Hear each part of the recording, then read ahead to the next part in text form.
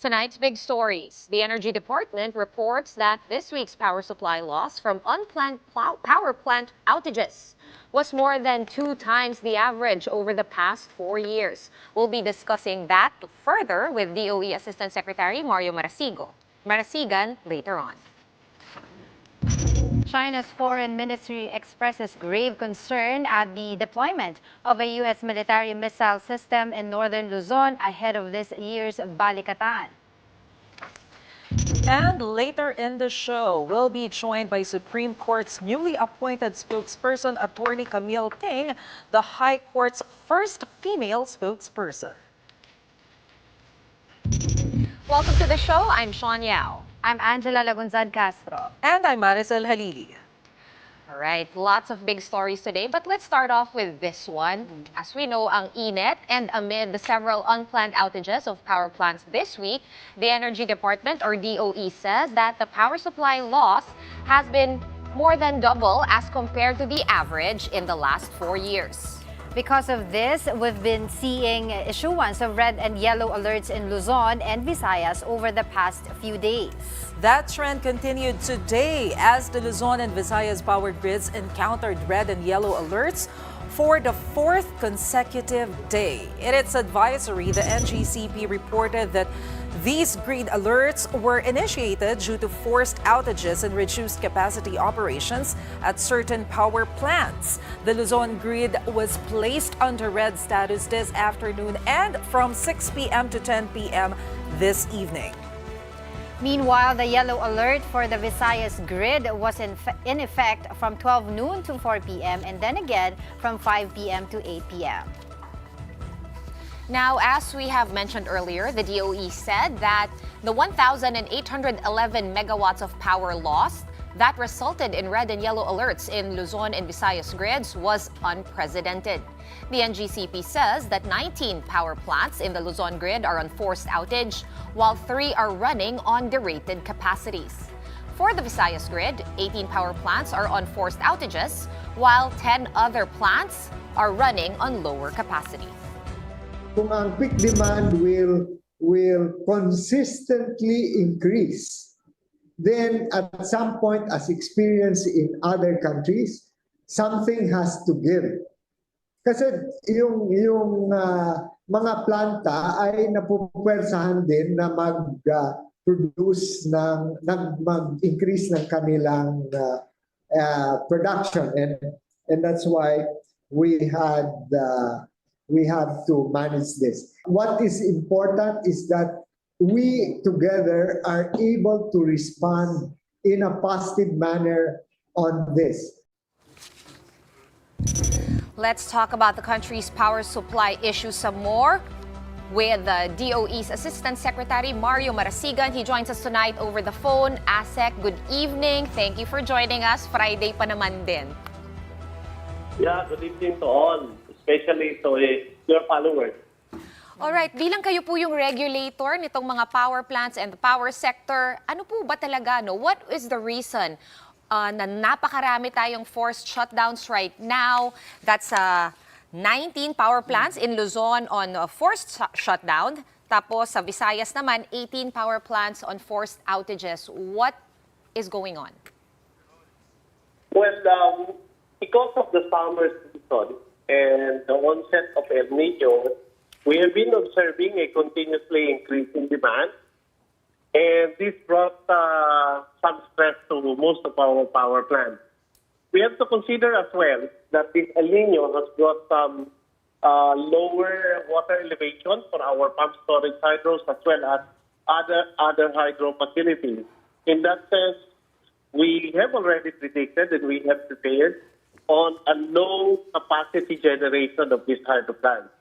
But because as I mentioned earlier, because of the increasing demand, then we have to make sure that all power plants are running at their full capacity and things give stress to the system. Okay. Pero Asec, like what you have mentioned, increasing demand, yung one of the reasons kung bakit natin na-experience to. Pero yung El Nino, ina-expect natin na matagal-tagal pa siya. So, ina-expect din natin na matagal pa yung may experience natin na pagtaas ng demand when it comes to energy supply, especially now. We need air condition, we need electric fan dahil sa sobrang init.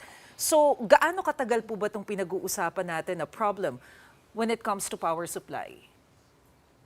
Well, we see that some of the major power plants that are on outage at this time will start returning to service by over the weekend. As we have already explained in previous discussions and previous briefings, including the press conference that we had earlier, the sudden shutdown of 2 big units that we have in Pagbilao Luzon was brought about by yellow and red alert. But we have already done various simulations indicating that we have or we may have encountered, together with the increase in demand, ito nga medyo pagpalya ng ating mga power plants. And that's the reason why we have prepared some mitigating measures to address this concern. Okay, just to clarify that, Asec, how many plants, again, do we expect to be operating this weekend? The list that we are seeing is that the 2 units of Pagbilao will come on stream over the weekend. Maybe the latest would be on Monday. And towards the end of the month, we are also eyeing that one of the units of Masinloc coal-fired power plants will also return to service that will provide us additional 300 megawatts. Ito pong mga online na to na babalik na mag-o-online this weekend, will this be enough to help bring up supply at wala na po bang, hindi na po ba tayo magkakaroon ulit nito mga red or yellow alerts? Yes, we're looking forward to that. Kasi before these 2 plants were on emergency outage, normal naman ang ating operation.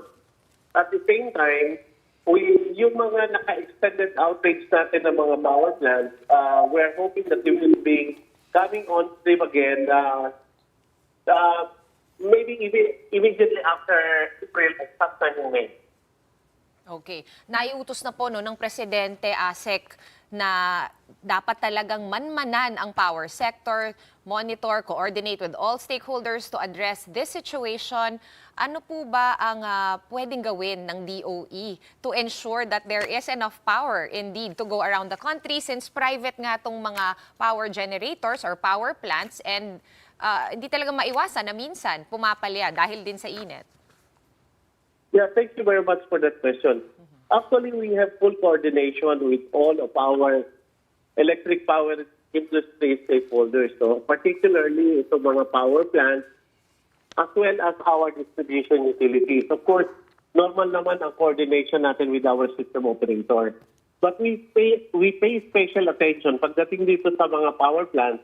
Pagdating nga ng summer season kasi we already expect na magkakaroon tayo ng increase in demand. Sa kagandahang palad, yung projected highest peak for the year, hindi pa naman natin nare-reach. Although we have already said that yung highest peak for the year has already been, meron na tayong highest peak for the year, but it is still below of our forecasted highest peak, diba? Okay, so just to clarify, Asec, next month, malapit na po yun, in month of May, we expect El Nino to peak, lalong iinit. Are we safe pagdating ng May or should the public expect na magkakaroon din ng possible rotational brownouts pag nag-red or yellow alert ang grid? Well, actually, yung El Nino natin, nag-fade na siya. Ang talagang pumapasok ngayon is yung tunay na tag-init. Kasi ang El Nino naman kasi, ibig sabihin niya, nagkakaroon tayo ng mga dry spell, hindi pa dumarating yung expected rainfall natin. So we are hoping that we will start having rainfall towards the end of the month ng May. Mag-i-ease out yung El Nino. However, ang magiging prevalence kasi sa atin is itong summer season talaga na lumalabas sobra ang init. Okay. Well, it's good to hear, at least for the weekend, no, that more power plants will be back online to provide energy. Thank you so much for joining us tonight, DOE Assistant Secretary Mario Marasigan. Maraming salamat po. Let's move on now to one of the hottest topics in Philippine politics in the past 2 days. And I'm sure may mga napuyat dito kagabi. Hindi ko alam kung kasama ba kayo, ladies, sa mga napuyat. Ay, naabangan. First Lady Liza Araneta Marquez admitting having ill feelings towards Vice President Sara Duterte. The First Lady even admitted to snubbing the Vice President during an event. In an exclusive interview with Anthony Taberna on Tune In kay Tunying, the First Lady said, "Bad shot na yan sa akin," describing her relationship with VP Sara. She added, quote, "I mean, for me, nasaktan ako because my husband would do everything to protect you. You ran together, di ba? Sama-sama tayong babangon muli. Pupunta ka sa rally na tatawagin yung presidente mong bangag. Tama ba? You're going to laugh? Tama ba yan? Even Lenny never did that." End quote. Of course, here she was referring to former Vice President and opposition candidate Lenny Robredo. For context, the event she was talking about was the prayer rally attended by VP Sara and President Marcos's sister, Amy Marcos, back in January. As you recall, former President Rodrigo Duterte led the prayer rally, and in his speech, he called President Marcos a drug addict. It is unclear, though, if his daughter, VP Sara, did laugh at the statement. The very next day, President Marcos and First Lady Liza headed off to Vietnam for an official visit. And the First Lady and Vice President were spotted together in the departure ceremony. Speaking to Anthony Taberna, Liza admitted that she did snub Sara in that event. At nagparinig din daw siya kay VP Sara. Napanood niyo ba napanood ko yun? Na parang someone asked daw First Lady Liza, sinabihan pala, not ask. Sinabihan siya na, parang you look beautiful today. Pero sabi niya, no, I look bangag. I'm bangag. I'm bangag. Bangag is word of the day. Yan ang Yeah. sinabi. Pero is the word of the day. Oo, Word sabi of niya, the pero day. wala daw nag-react doon sa sinabi niya. I guess siguro parang inaano niya si VP Sara to Meron pa nga approach siyang her. di ba? No comment. No comment. No I was comment. there during the departure Oo. ceremony of President Bongbong Marcos. He was going to Vietnam then. Magkatabi, if my memory serves me right, magkatabi sila VP Sara and First Lady Yes. during the ceremony, pero talagang hindi sila nagpapansinan. Talagang tingin sa harap. Tingin Ano? talaga Oo. sa harap. Tapos, if you recall, dun sa tarmac, papasakay sila sa presidential plane. Ang binati pa ni FLC Executive Secretary Lucas Bersamin. Bersamin. Tapos, hindi niya pinansin si VP Sara. Ito yun. Oh, Itong nga. video Ayan na pala napapanood yan. natin. Oh. January 29 yan. Kasi January 28 nga yung prayer rally, di ba? Nung gabi. Yes. So ito nga no, so the First Lady even said na VP Sara has crossed the line. So tinawanan niya lang yung rumors that she's also running for senator kasi may mga nagkakalat din na she's doing all these interviews Oo, and yung everything Love for because All. Yun for- daw yung mga outreach program daw niya is because she wants to run for senator. Ang sabi naman ng First Lady, ayaw niya maging politiko. Tinanong pa nga siya ni Katunying, di ba, kung yung mga anak mo ba interesado, sabi niya, si Sandro lang daw, sabi niya. Kung mamatay ako kung tatlo silang politiko sa bahay. Yun ang sinabi niya. What I also remember during that interview is that when sabi niya when she was asked by Tunying na about former Executive Secretary Vic Rodriguez, and then she said, sabi niya, I remember somebody advised her daw that your job, if manalo si BBM at that time, is to surround your husband with good people. So yun ang sinabi niya. So sa kanya daw talaga, yun ang job niya. So if she sees something na going on with somebody, ganyan, sabi niya ganun, wala niyan sa akin, di ba? Parang yun ang inaano. Very clear din siya. Kiss kayo sa akin, I give you 6 months. Ganon daw siya sa lahat ng kaya staff niya, sa office, sa bahay, ganyan. Yeah. 6 months. Kung hindi ka pumasa sa akin na 6 months, out. Diba? Pero yung mga natitira daw, mga 20, 30 years na raw, nanenervisyo sa kanila or in their employ pa din. Eto nga, no, sabing si former presidential spokesperson, Attorney Harry Roque, nag-react na rin syempre sa statement ni First Lady Liza Araneta Marcos. Sabi ni Attorney Roque in a Facebook post, "We knew all along that LAM, Liza Araneta Marcos, and ex-ES Ochoa were chummies and law partners for a very long time. Pero Lenny is Lam's, or the First Lady's, new BFF? Has she forgotten the awful things that woman said about her husband? Hello again." Sabi nga ni I think, Professor oo. Jean Franco, BFF agad. Hindi naman BFF kasi parang ginawa lang daw na example. Correct.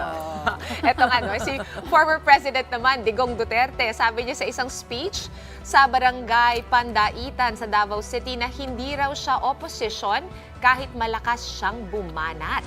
Marami kasi nagsasabi, for context, no, na ang Duterte na ba ang bagong oposisyon? So, dininaya ni former President PRRD. Sabi niya, hindi siya kontra sa Pangulo. At sabi rin niya, inexplain niya kung bakit hindi niya sinuportahan si Marcos noong kampanya kahit running mate si VP Sara. Pakinggan natin yung explanation. Ako dili ko oposisyon. Dili ko kontra ni Marcos. Dili ko kontra ni Marcos. Pero walang kumusuporta niya kay agi kong presidente, daghang kong na amigong mga kandidatong presidente. So, para walay ma-guubos, dili ko gusto niya. Pero pag tinignan natin, ladies, di ba, dalawa yung malalaking policies ni former President Duterte na parang kinontra ni PBBM now. First is yung sa West Philippine Sea because as we all know, former President Duterte was very friendly to China. Iba yung ginagawa ngayon ni PBBM kasi very strong yung message niya. And second, yung sa drug war. Kasi remember nung nagpunta si PBBM sa Batangas recently. Naalala ko yan, Mase. Oh. Not one shot fired, no one dead. Kulang na lang sabihin niya, exactly. walang nang lalaban, kumbaga. Oo, hindi kailangan ng Hindi bloody na, war. Kaya alam natin medyo mainit-init yung usapin na yan. Yeah. And of course, all this comes, no, ang dami na rin nilang parinigan patutsadahan, no, back and forth, word war, tawagan ng adik, tawagan ng ganito. Mostly, sanay na rin naman tayo kay former President Duterte na medyo mas parental guidance yung kanyang mga Kaya nga, utterance. it's complicated. It's complicated. Iwan na lang natin. Yun ang sabi ni PBBM. Yeah. Okay, break muna tayo. Right after that, though, the U.S. Army deploys a missile system in the Philippines for the Balikatan exercises in a historic first. How will China react to this amid escalating tensions in the West Philippine Sea? We'll ask that question to geopolitical analyst Richard Heydarian after the break.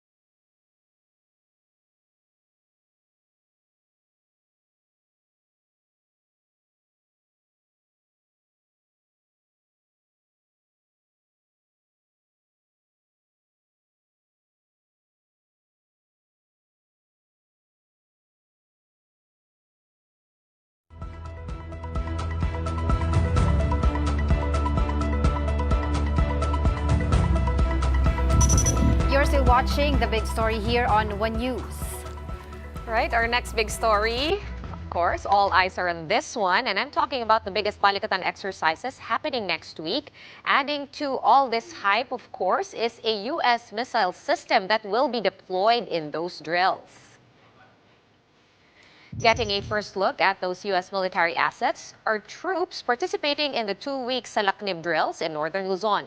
It is the first time that the United States deployed this mid-range missile launcher known as Typhoon in the Indo-Pacific region. The launcher is capable of firing Tomahawk cruise missiles, reaching targets nearly or as far as 2,000 kilometers away. Many are now concerned on how China will react to all this. Some analysts are saying that the missile system is capable of striking mainland China, or at least portions of the Chinese coast, and perhaps some People's Liberation Army bases. The Chinese Foreign Ministry has already expressed concern over the missile system deployment, saying it would only increase tensions in the region.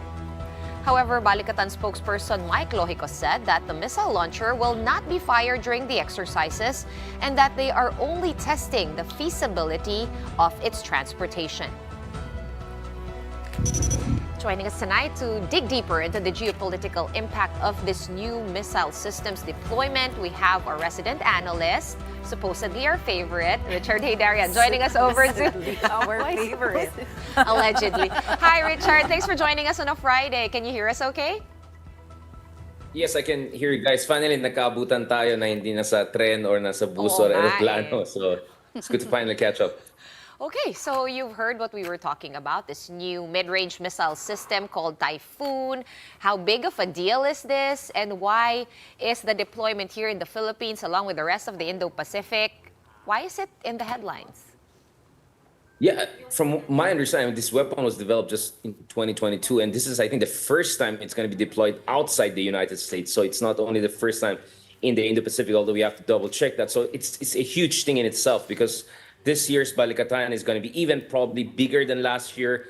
And last year was already historic in itself with not only US and the Philippines, but also the British, not to mention Australians and Japanese also in attendance, and President Marcos Jr. also personally observing the Balikatan exercises. Now, speaking of these weapon systems, I mean, we saw also last year that the Americans, if I'm not mistaken, also used HIMARS. And some of the exercises that they did with the Philippine Army tried to simulate some of the things that NATO weapon systems have been doing in Ukraine against Russia. So for the past year or so, it looks like the Philippines is getting more and more comfortable with seeing high-tech, cutting-edge American military technology deployed here, perhaps also to send a signal, and perhaps to also prepare the Philippines for potentially down the road to have interoperability with the Americans, including with the operation of these very, very advanced weapon systems. Now, honestly, I'm a little bit like medyo taas ang kilay ko in a sense that hindi lang dun sa Marites about the First Lady and and the Vice President. I'm actually checking also the back and forth between the First Lady and potentially the Senator Amy Marcos. But for me, nataas ang kilay ko kasi why are we always taking China's sensitivities into consideration when the question is, has China been taking our sensitivities into consideration when it has been geoengineering on steroids in the South China Sea, when it has been threatening Taiwan right and left with potential invasion,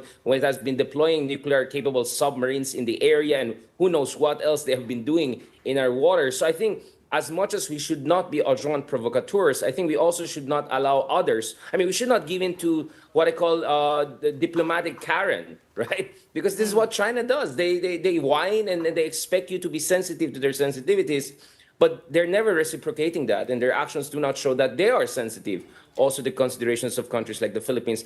But I'm glad that at least both President Marcos Jr. and also senior officials like Mike Lohico are signaling a potential off-ramp. So Mike Lohico has said a while ago, as you correctly pointed out, that this is more for logistics and movement exercises rather than practicing shooting China. And the other thing is President Marcos Jr. also the other day, I think in my opinion, correctly emphasized that we don't want to escalate the situation by giving Americans new basing access near the South China Sea or Taiwan and all. So I think the Philippines is striking a proper balance here whereby it's signaling to China that, hey, Americans can come here with the best weapon systems if possible, and we can be interoperable with them. But perhaps if you stop bullying us or stop threatening us, then perhaps we can recalibrate some of these things. So we're also signaling to China. Okay. I was wondering, it says here the Typhoon missile system covers the entire West Philippine Sea, Taiwan Strait, and several cities in China. I was wondering if this is an offensive threat to China or defensive in nature, or may pagkakaiba ba to dun sa tinatawag na David Sling ng Israel? I mean, this is a kind of the mid-range weapon systems. You correctly pointed out how it's extremely flexible. It can be deployed from surface to air. It can be deployed potentially from different parts. It can actually have some southern provinces in China also within its range. But the Chinese have also been deploying weapon systems to the South China Sea, some of the fake islands they built there that could potentially also put us within the range, right? The Chinese have also been developing this anti-access area denial capabilities, the asymmetric capabilities with Typhoon missile systems that could also put a lot of American assets in the area within the range. So for me, while we have to make sure that we're not unnecessarily threatening China, I think we also have to take into consideration that we have to also be in a position to defend ourselves. And if we are within the range of China and neither us nor our key allies are in a position to also put China within the range, then there's no balance of forces. So I think what we have to keep in mind is we have to have sufficient balance. Okay, Richard? Richard, We lost your audio. Can you still hear us? Yes, I can hear you guys. Okay, we lost your what I'm audio. saying Just the last sentence. Yeah, what we need is a balance of forces here, right? Because China is developing the capabilities that puts us within the range of attack. So we also have to be open to the ability to also deploy weapon systems either through our allies or ourselves that So could it's also put them basically within our range. like a tit for tat, right? Like we have this, oh, but you know, I also have this. Kind of, is that the optics that we want to give off? Well, the tit for tat is more like what we're seeing in the Middle East right now. So no one is hitting each other right now, right? This is just missile defense systems, right? It's more like if you hit us, then we can hit you back. But thank God no one is in that position. And I think it's quite natural in a very tense situation right now for the Philippines to consider the possibility of either having the Americans deploy it or us having the basic capabilities to operate it down the road. But as I said, it's too early to talk about that because these are just drills. This is just America doing it for logistical purposes. But I think the signal to China is very, very important. We're essentially telling to China that, yes, you're the superpower in this region. Yes, you have fantastic weapon systems. Yes, we're smaller compared to you, but we also have cards to play. And this could be one of the cards, because one of the things that we have But not Richard, wait, hold clarified that yet thought is though. Is that what kind of weapons... Richard, Yeah. hold that thought. Is that what we are wanting to show to China, the message that we're sending to China? Or is that the message that the U.S. is sending to China? Because it could be also perceived as that, and we're just kind of like the conduit for that. My concern with that line of argumentation is we are the one directly being bullied in the West Philippine Sea, and we will be targeted almost certainly if there's going to be an invasion of Taiwan. Ipso facto, because we're a U.S. ally. So again, I completely understand that we should not be a pawn for any superpower. We should not be just a forward deployment base for Americans. I always say we should not be the Pearl Harbor of America in a potential new Cold War with China or worse. I agree with all of that. But the thing is, we are almost helpless here. We have nothing to match what China is doing in the South China Sea and potentially what China could do if they occupy Taiwan. So either through our allies or more directly, we have to signal to China that we also have some options and some cards to play. And as I said, remember, my argument always was it's about balance of forces, but also leverage. So indirectly, we can tell the Chinese that, okay, if you don't want us to allow the Americans to have more of these weapon systems deployed, if you don't want us to get HIMARS and other weapon systems from Americans, if you don't want us to give more access to Americans, who knows, potentially to Mavulis, if not Pag-asa, of course, theoretically, then maybe you also have to do something good in return. So the thing is this, the diplomacy doesn't work with China or any country like that if you have no leverage. So in my opinion, while there's always a little risk and China is going to make noise, but this could give us a certain degree of leverage. And by the way, South Korea in the past also had a similar problem with China when they actually allowed THAAD missile systems to be deployed there in South Korea permanently in the U.S. bases in South Korea close to the borders of China. There was a lot of back and forth, but eventually South Korea got its way, despite some diplomatic tensions. That's already South Korea. That's already next to China's borders. So I think as much as we have to be not agents provocateurs or pawns of America, we should also not be oversensitive to whining and Karen diplomacy, and at the same time think about proper balance of forces. We have very few cards to play, so it's always good to have an additional card up our sleeves. All right, that's all the time we have for tonight. But thank you, as usual, for your insights and for your time tonight. It's a Friday, as I keep saying to all our guests. Geopolitical Analyst Richard Heydarian, thank you so much. Over the United Arab Emirates, 3 Filipinos died and dozens more remain stranded at the Dubai airport after severe flooding this week. 2 of the OFWs were on board their company bus when it was submerged in deep flood. The third casualty, a 47-year-old aircraft mechanic, met an accident while driving to the airport. The Philippine government is now working on bringing home their remains. Challenging na lang dito kung paano mag-schedule dahil yung mga airports nga nila binaha. Less than 7 days, nakakapag-uwi na tayo. In a week's time, nauuwi natin. Basta naman yung requirements lang makumpleto, madali na yan. Up next, we'll be speaking with attorney Camille Ting, who made history for being the first female spokesperson of the Supreme Court. She'll tell us all about her journey to the High Court when we return. Don't go away.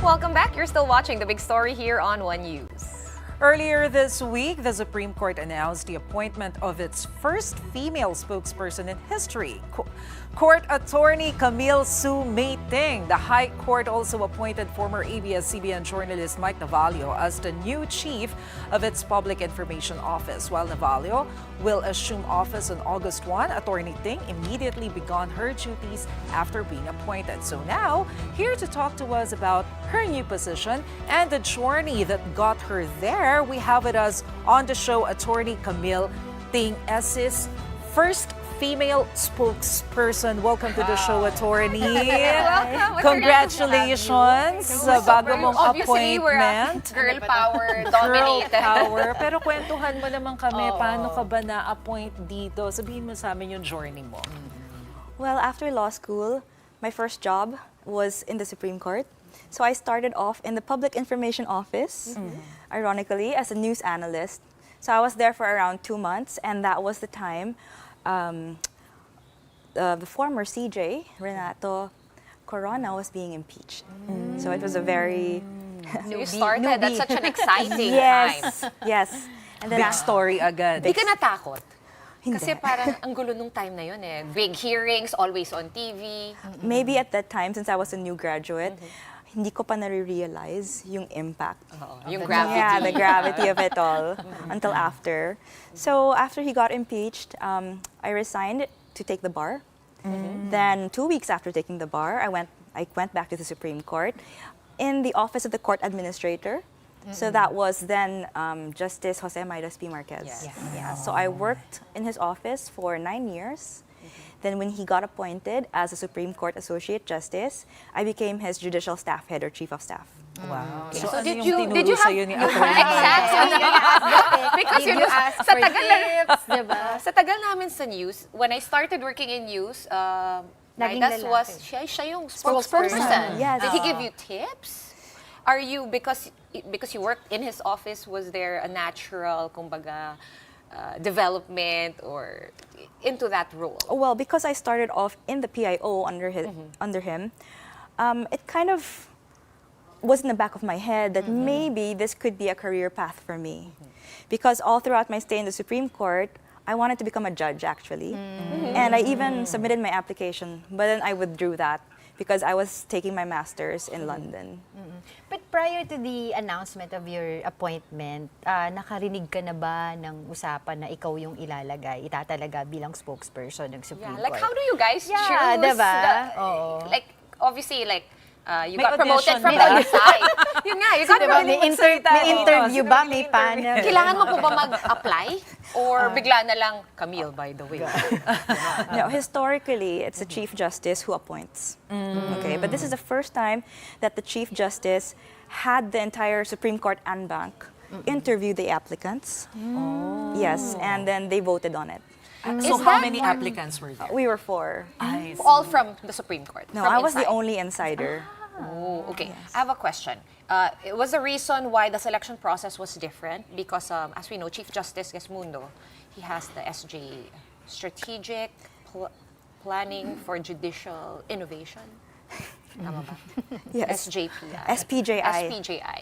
There. So, is that whole new process of voting is also the fact that now the role has been broken down into two offices.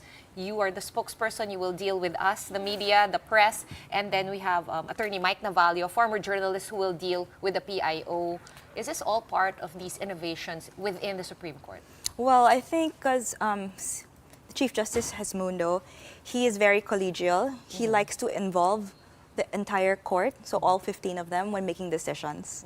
So this is one of his ways, to show that he wants the opinion of each and every justice when it comes to appointing who the Supreme Court spokesperson is. And then, yes, it's also part of his plan to divide the PIO into two. So right now, there is the Office of the Supreme Court spokesperson, which is me, and the Office of the Supreme Court Communications Office. So that's Headed the by new Mike, yes. Yes. So Yes. so we have to familiarize ourselves. We're also memorizing Yes. right now how things will go on from here on forward. And how would your duties be split? Obviously, your press, and he's the rest of everybody The rest else. of everything. Yeah. What does that mean? Well, under the resolution, Mike and I are supposed to be talking about how to split our duties. So we will be submitting our plan by August 15, 2024. But essentially, I could say that my role would be to do press conferences, press releases, and Mike's would be more strategic communications, such as the social media, Right. press coverage. Official yeah. statements. Pero you are the first Supreme Court spokesperson na babae. So how challenging is it to be the first female spokesperson? I find it pretty challenging because everyone who went ahead of me are they're male. Yes, Yes. male-dominated. They might, they might be comparing me to how they used to perform. So that is in itself challenging, but I accept the challenge. So Yes. what will be your advantage As a woman, as a woman? Sa woman. Di ba, very beauty pageant. Miss Universe ba? well, honestly, I think the role is very gender neutral. It is gender neutral. Anyone, I mean, male, female, or what have you, should be able to do the role. But as a woman, I think we women have our own charm. We're very empathetic.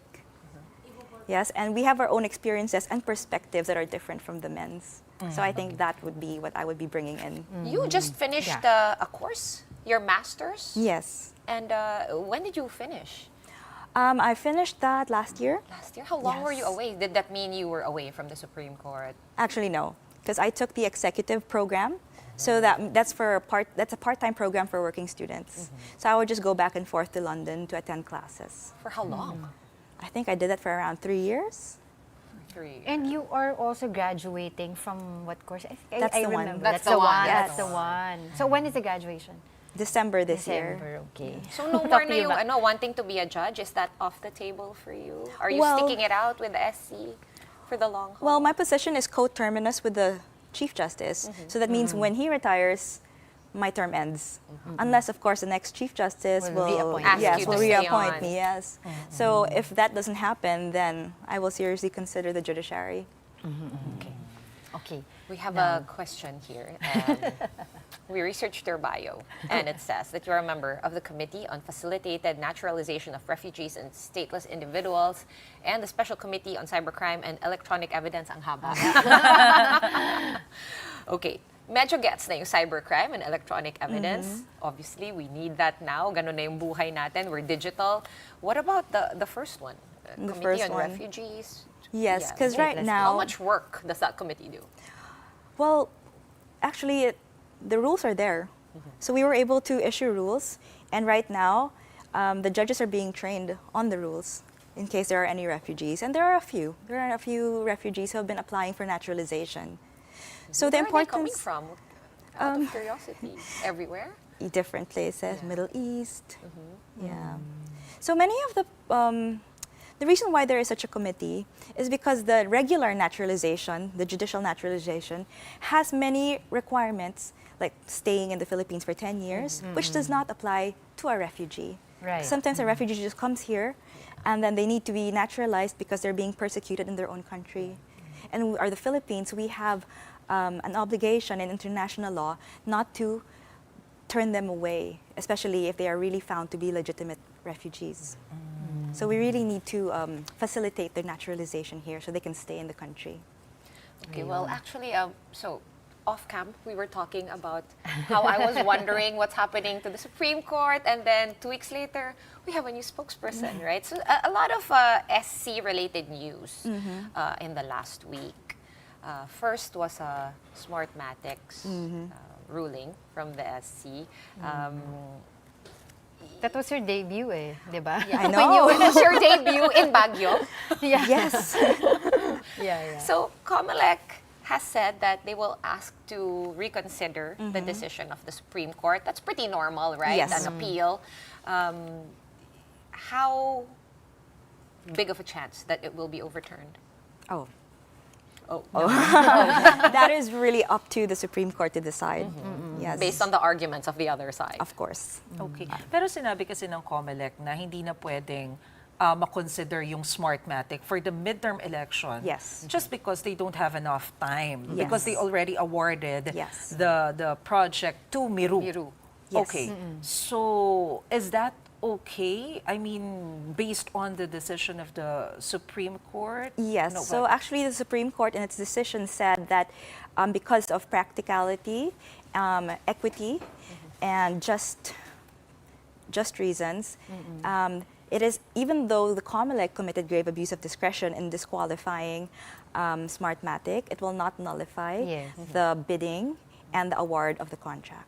It's more of like, mali yung ginawa niyo, pero Pero there are- prospective siya eh, di ba? Moving forward, wag niyo nang Yes. gawin yun ulit. It's like because of the doctrine of operative fact.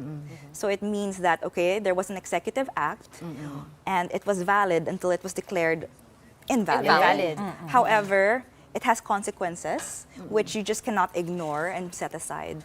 Okay. So, just to make it clear, no, bottom line, they can bid again, but Yes. not for 2025. Yes. Meaning 2028 onward. Unless, Unless. as you said on Wednesday, unless merong mag-file ng petition na naman. Yeah, and they this time Magpapa-TRO. validly find any disqualifications. But you guys did not cave into the TRO request of... No, because the Supreme Court found that Smartmatic did not have a clear right to bid. So it was just prospective. Okay, so wala pa naman sila, meaning they're not legally engaged yet. Yes, and they did not suffer any irreparable injury because that injury they suffered, loss of profits, is compensable. And in layman's terms, in English, Wala pa nalugi sa kanila. Wala pang hindi pa sila nalulugi. Wala pang lugi. Pero yun, ni Masay.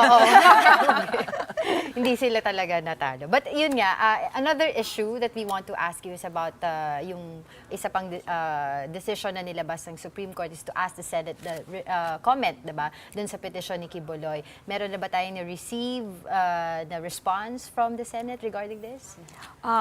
To my knowledge, wala pa po. The Senate actually, per our records, the Senate received the resolution of the court requiring them to comment last April 17, 2024. That was 2 days ago. Yes. Yes. So, So bali they na have- Wednesday. they have- On your Meron first pa day. sila. They have 10 days. They have 10 days. From 10 receipt. days. Yun. And, ano ba yung itatanong ko kay Camille? Nakalimutan ko to. Kukuha tayo, maghihintay pa tayo ng 10 days. Oo. For the update. Hindi, so parang 8 na basically lang. 8 days 8 na lang. 8 days na lang. Tapos 8 more Sa days. April 17. And will you be giving, okay, for you naman, personally, so you're now the court spokesperson, you're the first female. How do you plan to carry this out? And what kinds of changes can we expect from your office? My office, not Mike's office. Your office. My office. Yeah, I can't ask you We about have to Mike's clarify office. that. Yeah, your office. Well, I'm expected to be more visible.